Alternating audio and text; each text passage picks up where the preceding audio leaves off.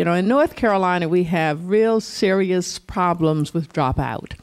And do you, any of you, have any suggestions as to how this program can help us reduce the dropout rate in North Carolina? I would say that you can talk to them and figure out what the problem is, because some dropouts have problems with at home or with other friends or other family members. They're either being abused, and if you talk to them, then it'll help them, and you can tell them, you can go through it with them. You'll be there every step of the way, so they'll know that you're there. Youth needs to be encouraged, because if their parents aren't getting to them, then you just might get to them. You might get in their head. You might get them to change their mind. So whenever you see a youth, you just tell them keep going and keep trying, because you might be the answer to why they're not dropping out of school. If we could take some of these high school students out to some of these colleges and to show them that learning is not always boring. Learning can be fun. It just depends on how you put your mind to it and how you do it. I'm going to reach into my pocket. I'm going to give you $10,000. What are you going to do with it for your program? One of the things that come to mind, I would buy SAT books, help them to pay for to take the SAT, to help them get them some money towards college, to buy books, take them out to do fun activities, take them on college tours, teach budgeting classes, computer classes, everything.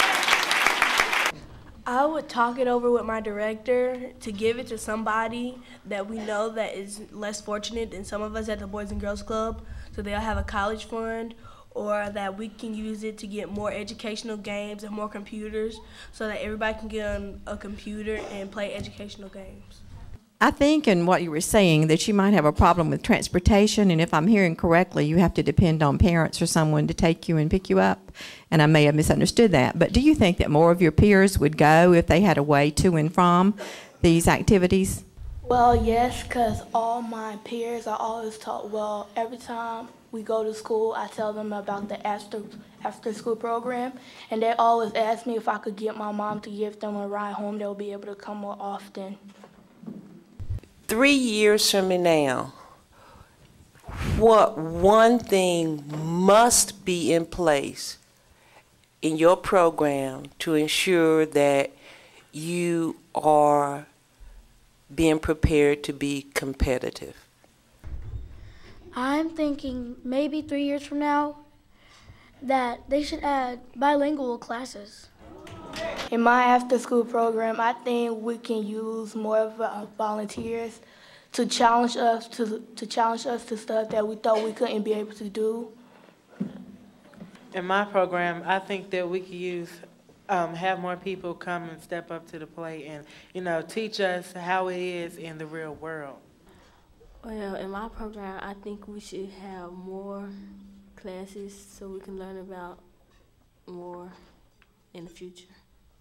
I think we should have more activities than we do now, because some of the students that we have in our program, they don't think that they're any good, but I believe that if we do more interesting things, that they would like them more. I would say we could have a life skill class, like to prepare some kids for the future, because not all kids know what they want to be when they grow up. So that's one of the classes we could have, so that kids can know what they want to be when they grow up.